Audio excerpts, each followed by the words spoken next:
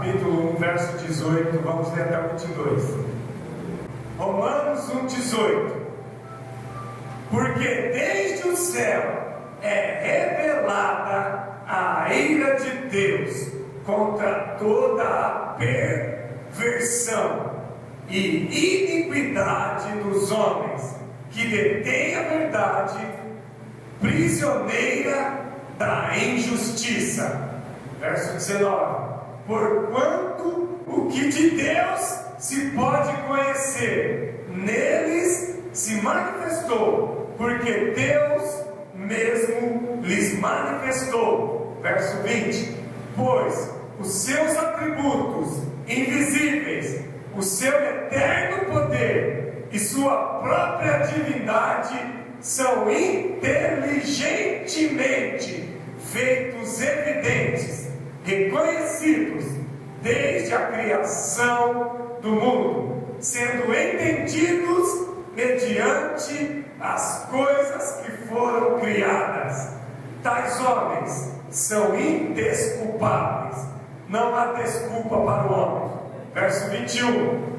Porque conheceram a Deus, contudo não glorificaram como Deus, nem lhe deram graças, antes nas especulações de seus raciocínios se desvaneceram, e o seu coração insensato se encheu de trevas. Verso 22. Inculcando-se como sábios, tornaram-se insensatos. Aleluia. Porque desde o céu é revelada a ira de Deus contra toda perversão e iniquidade dos homens. Desde os céus se conhece que Deus, aleluia, é contra o pecado, que Deus é contra toda a iniquidade dos homens. Desde os céus até aqui na terra, todos sabem que Deus é contra o pecado. Não seja ingênuo para dizer eu não sei o que é pecado. Todos sabem, lá no céu e aqui na terra, que a ira de Deus é contra toda perversão, iniquidade, pecado dos homens, que detém a verdade, prisioneira da injustiça. O homem que não pratica a verdade, ele passa a praticar a injustiça, pecado. O homem tem que viver pela verdade. Conhecereis a verdade, e a verdade vos libertará. Aquele que não vive a verdade, ele vive a injustiça, o pecado. Verso 19. Porquanto que Deus se pode conhecer neles, se manifestou. Porquanto o que de Deus se pode conhecer, neles se manifestou, porque Deus mesmo lhes manifestou. Verso 20. Pois os seus atributos invisíveis, o seu eterno poder e a sua própria divindade são inteligentemente feitos evidentes, reconhecidos desde a criação do mundo, sendo entendidos mediante as coisas que foram criadas. Toda a criação revela a glória de Deus. Toda a criação, todo o universo, tudo que Deus criou, prova que Ele existe e que Ele é Criador de todas as coisas e que Ele é Deus acima de tudo. Ele é Deus acima de tudo. Toda a criação, todo mundo, aleluia, revela o poder e a divindade de Deus. Tudo está evidente aos olhos de todos que Deus é Senhor e Criador de todo o universo. Amém? Você não pode negar que Deus não criou todas as coisas. Deus criou todas as coisas. Se você sabe disso, aleluia, você sabe que Deus é contra toda a perversidade, toda a iniquidade. Verso 22. Inculcando-se, colocando na sua mente que são sábios se tornam insensatos.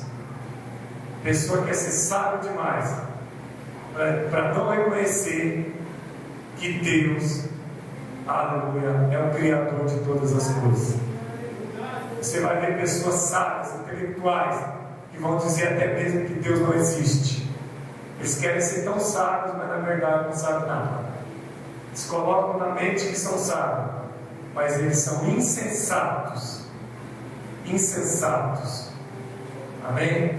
Existem os que não creem em Deus, os incrédulos, os ateus, os filósofos, os cientistas e até mesmo pessoas que um dia acreditavam em Deus e hoje dizem: se Deus existe, por que eu estou vivendo assim? Então ela fala: não acredito em Deus porque minha vida está de mal a pior. Mas ela não vê que é o pecado que nos leva à separação entre o homem e Deus. Pecado, iniquidade, separa o homem de Deus. Deus quer abençoar.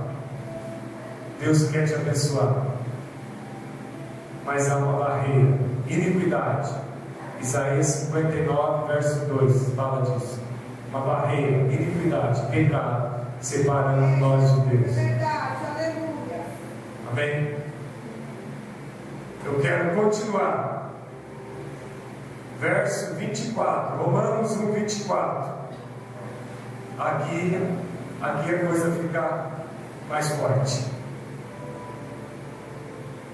Aqui a palavra fica mais forte.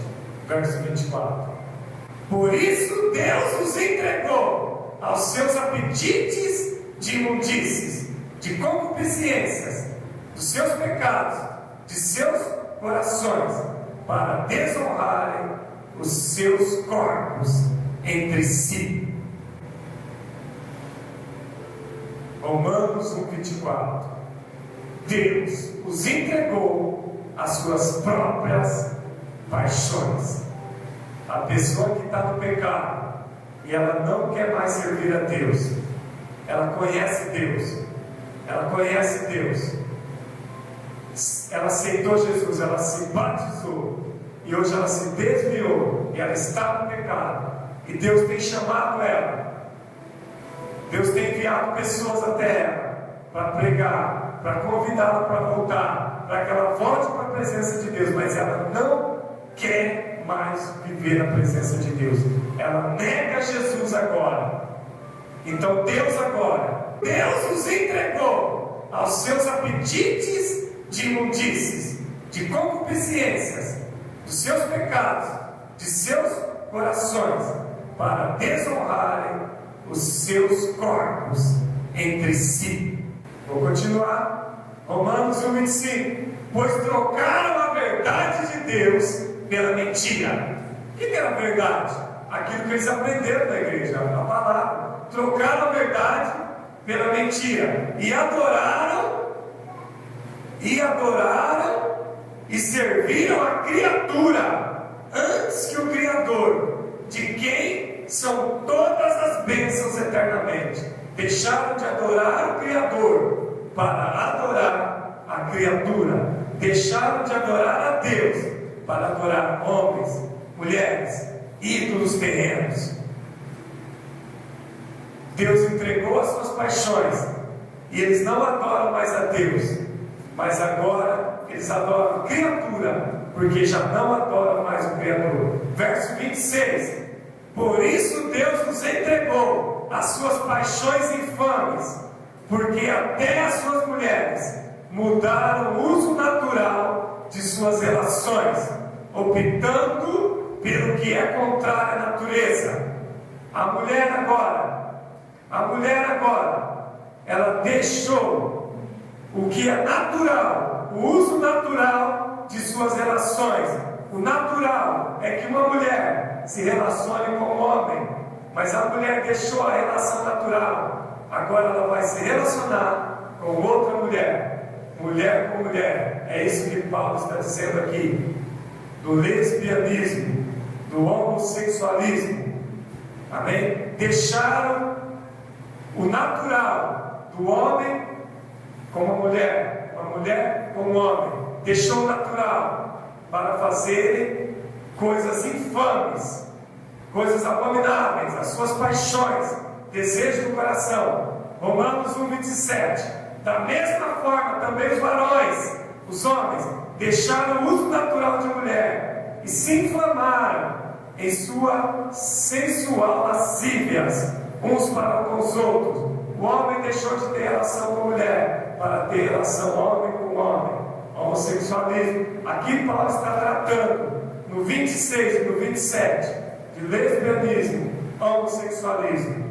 Amém? A Bíblia está nos ensinando que Deus abomina e Ele dá corda, Ele deixa a pessoa ir nas suas paixões, porque não querem Deus, negaram a Deus e vão se afundar nas suas paixões, nas suas relações contrárias à natureza de Deus.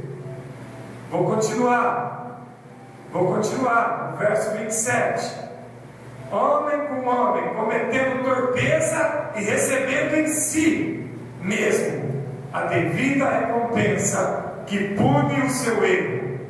Amém? Deus abomina homossexualismo, lesbianismo e todo tipo de coisa contrária à palavra de Deus. Deus criou o homem e a mulher para se relacionar. E aqui Paulo trata corretamente sobre isso. Mas vamos lá. Não é só esse pecado. Tudo aqui é pecado que Paulo está falando. Deixaram de servir a Deus para agora andarem no pecado. Aqui eu coloco todo tipo de pecado. Se você deixar de servir a Deus para praticar qualquer tipo de pecado, e se você não tem volta, se Deus vê que Ele sabe que você não vai mais voltar, Deus te dá a volta. Se você arrepender, Como? se você arrepender, Mas se você se arrepender, Deus te perdoa. Amém? Mas você viu o que falou no verso 24? Deus nos entregou os seus apetites, não foi, pastor? Deus é onisciente. Deus sabe o futuro, Alex. Deus sabe até quem vai entrar no céu e quem não vai. Mas não vamos entrar nesse mérito. Eu não sei se eu vou para o céu, nem você. Mas Deus sabe. Deus dá 100 chances para uma pessoa. Deus deu 100 vezes chance. A pessoa não quis. Se chegar nesse ponto de Deus entregar a paixão, essa pessoa que ela vai beber mais, essa bebida dela vai levar ela a uma enfermidade que ela vai morrer. Essa pessoa que vai começar a se relacionar, homem com homem, mulher com mulher, ela vai pegar um HIV, uma doença, vai morrer. Deus vai entregar ela para a morte. Ela vai até a morte, porque Deus já se cansou, ela não tem jeito. Pastor, mas e se ela se arrepender? Mas ela já teve a chance. Essa aqui é a pessoa que já chegou no fundo.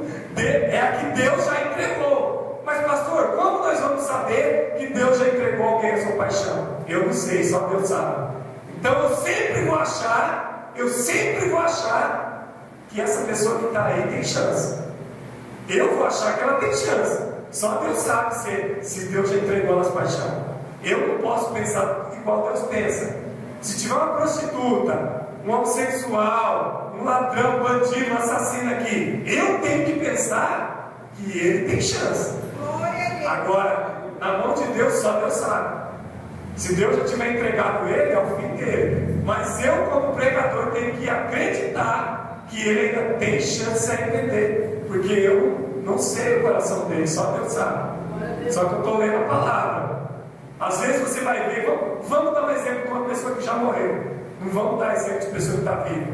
Você conhece uma pessoa que estava viva e de repente ela sai da igreja. E agora ela começou a se relacionar com diversas pessoas. Aí ela pega uma doença gravíssima. E daqui um ano ela morre. Aí que você vai pensar, nossa, aquela pessoa era serva de Deus. Depois que ela largou a Deus, ela foi para o mundo.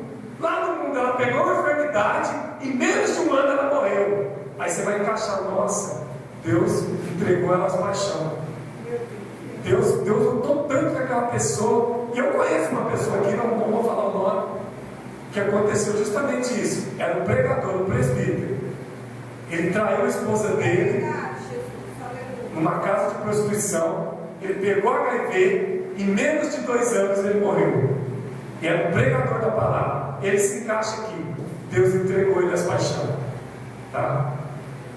Eu entendo o que você estava perguntando. Deus sabe quem ele vai entregar as paixões. Eu, como pregador, tenho que sempre acreditar que a pessoa que está ouvindo a palavra vai se arrepender. E se arrepender, Deus perdoa. Amém? Só que eu estava lendo a Bíblia. Amém? Mas vamos lá. Mas é um risco. A pessoa que está no pecado, ela está correndo risco. Se ela morrer no pecado, ela está condenada. Tá, irmãos? Todo mundo que está hoje vivendo no pecado, corre risco de morrer no pecado. Amém? Então a melhor coisa que a pessoa deveria fazer é correr para Deus se arrepender. Porque ninguém sabe amanhã. Hoje eu estou vivo, e amanhã? Amanhã eu posso estar morto. Amém? Temos que sempre aproveitar as oportunidades de arrependimento. É o último verso. Romanos 3, versos 5 e verso 6. Abre aí. Olha só. Romanos 3, 5. E se a nossa injustiça ressalta a justiça de Deus, que diremos? É uma pergunta. E se a nossa injustiça, nosso pecado, ressalta a justiça de Deus, o que diremos? Acaso seria Deus aquele que nos castiga com a sua ira injusto? Acaso seria Deus aquele que nos castiga com a sua ira? Será que Deus nos castigar com a sua ira, Deus é injusto? Verso 6. De maneira nenhuma. Verso 6. De maneira nenhuma. De outro modo, como julgaria Deus o mundo? De maneira nenhuma Deus é injusto. Como julgaria Deus o mundo? Amém? Deus vai julgar o justo e o ímpio. Como iria julgar o mundo se todo mundo fosse justo? Por acaso, olha só, por acaso, aquele que castiga-nos com a sua ira, ele é injusto? Deus é injusto? Paulo está dizendo em Romanos. Será que Deus é injusto por nos castigar com a sua ira? Verso 6. De maneira nenhuma, Deus não é injusto. Deus é justo, fiel e verdadeiro. De modo outro, ou de que outro modo? Como julgaria Deus o mundo? Deus vai julgar o mundo. Quem é justo, quem é injusto. Amém? Olha só, é desta forma. Amém? Mais ou menos isso, ó. Quem não é comigo é contra mim. Quem não é comigo é contra mim. E quem comigo não ajunta, espalha. Prestou atenção nesse versículo? Quem não é comigo, Deus está dizendo, é contra mim. Quem não está com Deus está contra Deus. Quem não é comigo é contra mim. Quem não ajunta, espalha. Lucas 11, 23. O que você tem feito? Ajuntado ou espalhado? Amém? Amém? Amém.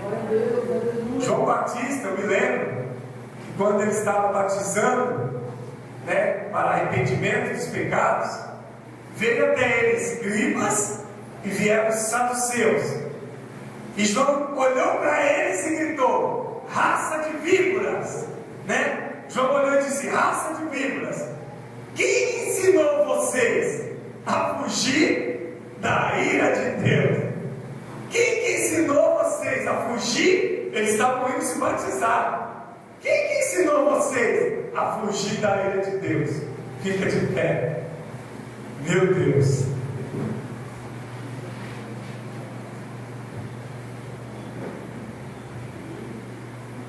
Os escribas e saduceus estavam com medo da ira de Deus, da condenação. Então eles correram: João, nos batiza para a remissão do nosso pecado. Eles estavam querendo se converter, porque eles sabiam que Deus iria cumprir a ira sobre os pecadores.